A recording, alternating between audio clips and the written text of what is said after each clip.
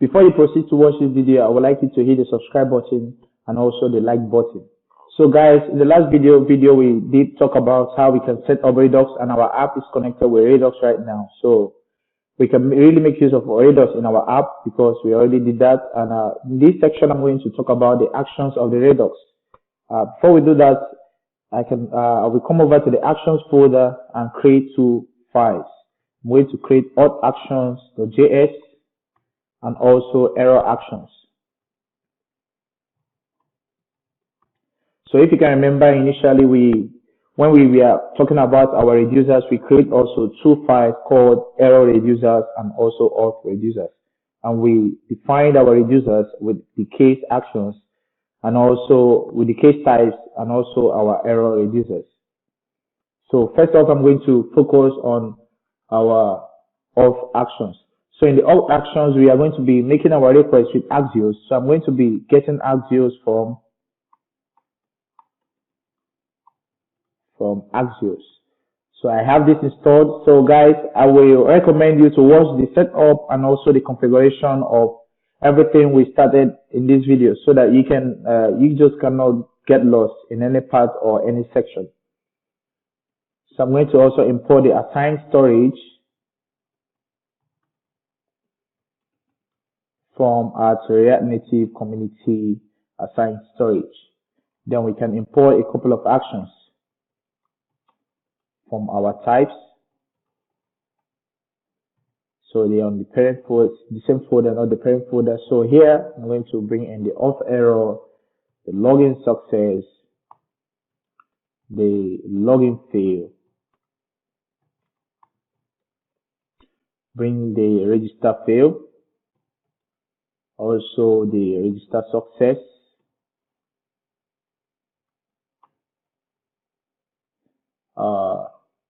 I'm going to bring the user loaded. Also, sorry guys, I have Turkish language installed because I stay in Cyprus. Also, user loading, and lastly, I'm going to bring out the logout, bring in the logout success. So that's it for the types. Then we are going to create a folder right now called helpers. So in our source folder, we are going to create a folder called helpers. So in this helpers, we are going to create a miscellaneous file where we can store some couple variables, maybe the website URL, as well as other things important that we can really associate with our applications. So I'm just going to create a mix.js, and I'm going to export default website URL. I'm going to export that. Sorry, it's supposed to be a const. Export const. It's supposed to be a variable. Then our website URL is going to go here. So the IP address and the port number. So later on we are going to come back to this place. So don't worry for now. And we are going to bring in that helper function. I'm going to import from, go back to folder, helpers and mix, and then inside here we have the website URL.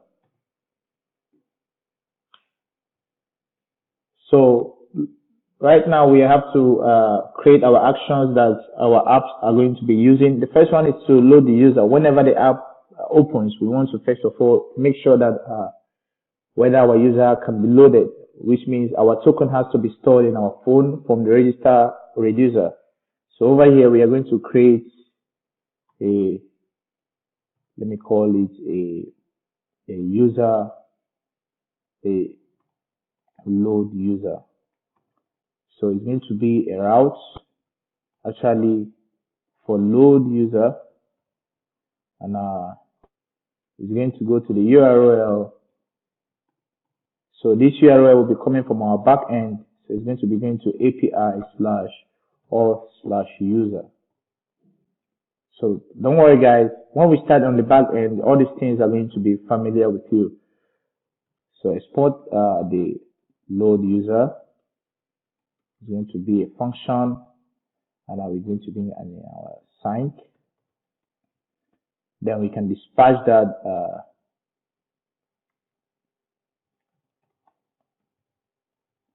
So for the dispatch, for the load user, we are going to have access to our initial states. So over here, I'm going to bring in get state. So we have to dispatch, first of all, dispatch the type of the user loading. Then after that, we have to get our token. We have to use the await because the token is going to be stored with a promise way of storing things from the author user. So let's take, for example, when someone logs in or registered, it's going to store our token. And this is already a promise way of doing things. The assigned storage is a promise way of doing things, and it's going to store our token in some random values. But for us to get those values, we have to use assigned await to cast those values back. So we have to get states .auth.token. Then we also have to configure our headers for the request because we are going to be making a request to our backend. For that one, we have to configure our headers. So in our headers, we are going to configure some things. So it's going to be making, first one is going to be the content type. We kind of use a capitalized word, content type, which is actually an application /JSON. And so beneath that, we have to append our token when we are making a request. So it's going to be if a token, add it to headers. So don't worry guys, you guys will soon understand everything I am doing right now. So we are asking if there is a token we got from our initial state. Actually, the initial state is going to be grabbing this from here, from this place. And it's going to be using that to make a request. And this is how we can protect our routes so that a random user from somewhere cannot just come and make a request on our website. We are also going to be using JWT token. So, but don't worry, when we proceed, we are going to understand. So if token, we check if there is a token. By default, this is going to give us a null value. This is going to give us a null value because we didn't set a token. Remember that when the user is loading, the only thing we change is loading from our state true. So, and every other thing there is going to be null because this one by default is going to be null. So we check if there is a token, then we can add that to our headers. So the way we can store that, I can say X charts token. So we can now equate it to our token gotten here. That's if there is a token. Then we have to make a request to our backend. So for this one, we have to make a GET request to get the current user. So we're using our backticks. We can bring in our website URL and we are going to make a request to /API/auth/user. So if you can remember, the route name is going to be here, the URL. That's exactly what I use here. And we now pass our config, our headers. It's going to return a response. Then the response, we are going to return a dispatch of type, if the request was successful, of course, of type user loaded. And after that, we pass our payload from the data. Also, we have to check if there is an error. But for now, I'm not going to handle much of the error. We can consider the errors. Maybe when we start the backend with the backend, we can now figure out how we can handle our errors. So for the errors, we have to catch the errors and It's going to give us an error. Then we can console.1 error.response.data. So this is going to trigger off if we have an error. So let me save that. And that's it for our load user action. So the next action I'm going to type down now is the login action. So I'm going to take exactly this comment over here, paste it down, and for this one is going to be login. So it's going to be login user, and we're going to be making our request to API/auth authenticate. Export the variable login,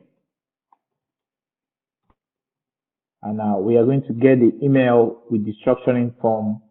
Don't worry, when we reach there, you understand why I did this.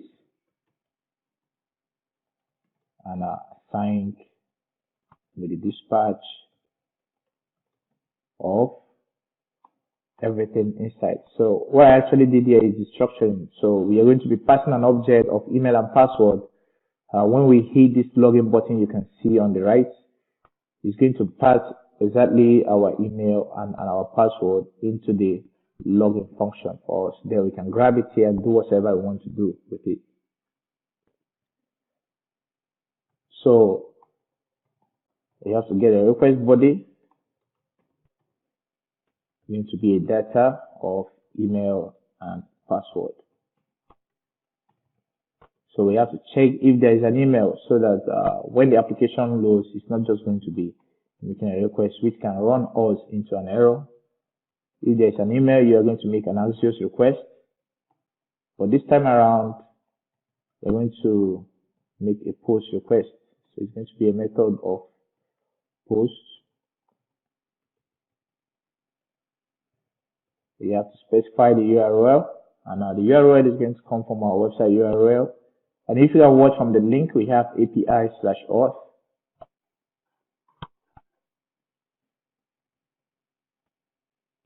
And now we have to pass the data. And lastly, we have to specify the headers over here. And have to say content, type, application,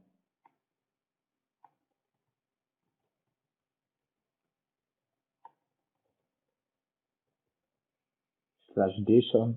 And lastly, if this request is successful, let me get rid of this. We just have to dispatch a type of login success, not logout success, login success, and we have to pass the values that we got to our payload. So, and lastly, if we have any error, let's say .catch an error, so it's going to be a response.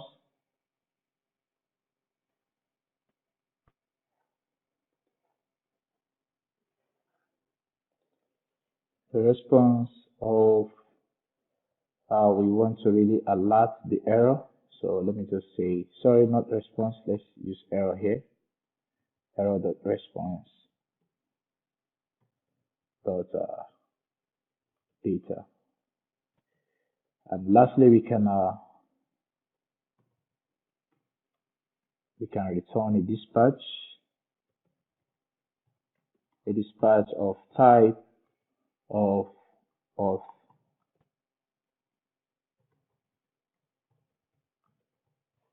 error. So what we actually did here was that if when we make a post request and the request was successful, we are going to pass the values the values we got to this place. We are going to pass it with a dispatch of login success, which we actually define here. So in the login success, is going to set our token and also set our user and change all this to true, change the authenticated to true and false for this one, and also pass everything user to our action.payload, and definitely is going to dispatch an auth error, meaning that remove any token that you set initially or you just did set, and I set everything back to false. So that's exactly what you did here. And let me save it for that. So that's it for the login. And so the last one is going to be for the register. So once again, I will copy this.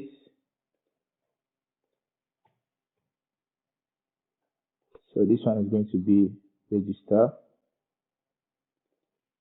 user. And we're going to be making our request to API/users. So we have to export the variable.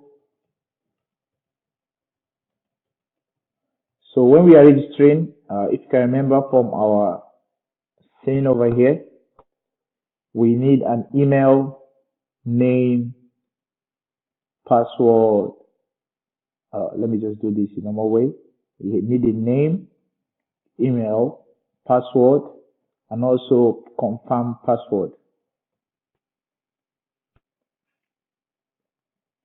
Then we have to give an assigned value and dispatch it.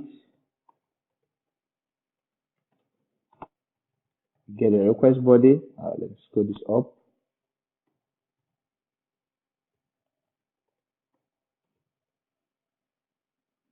Now we have to define our data. So our data are coming from name, email, password, and C password. So we also have to check if the email is not empty, don't make any requests. So we have to wait for that to make a request, method of post. So we can specify our URL, not user. So we are making a request to /API/users and data headers content type of application /JSON and then if it was successful, you are going to return the response, and lastly you are just going to dispatch it. I'm smelling a danger here. I don't really know why I'm having this red signs. Okay, you just have to use curly braces so that we don't see that again. Have to dispatch the type of, I know you might have guessed, register what? Success. And the payload is going to be the response/data. And we also have to check if there is an error. So down here we have to catch any error, and we can alert error.response.data.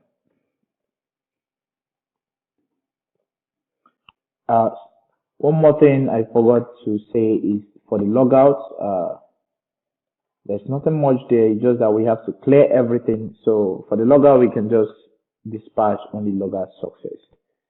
So I will just do this. It's not a route actually, there's no URL, just logout.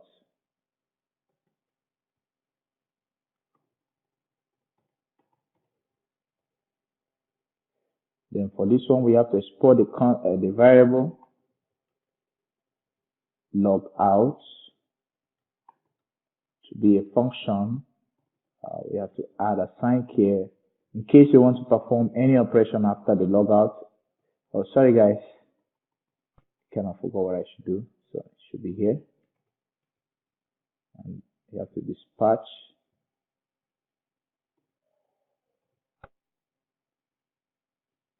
I don't know how to spell dispatch again. Oh my goodness. So you just have to return the dispatch with type of logout success, and that's it for our actions, for our auth actions. So the last one is the error actions, which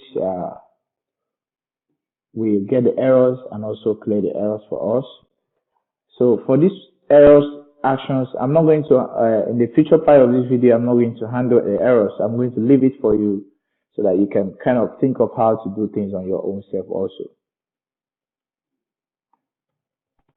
So we have to import some things from types, and I guess you might have done that. So we have clear errors, and so for the return errors,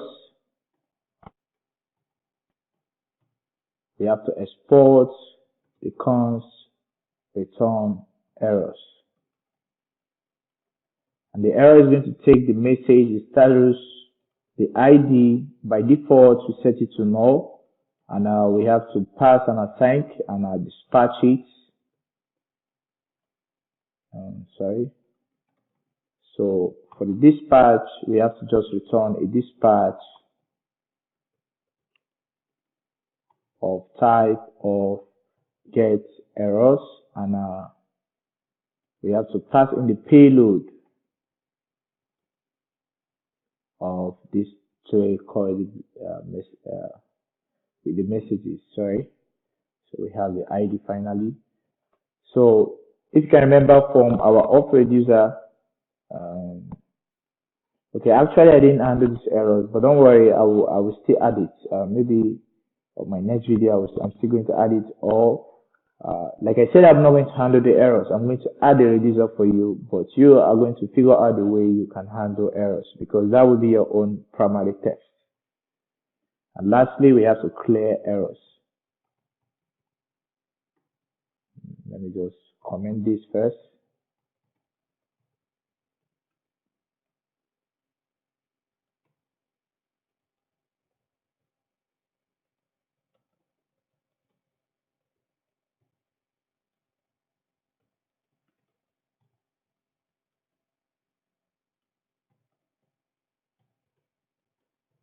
And that's clear errors. So nothing much on this section. So we just handled our auth actions and also our error actions.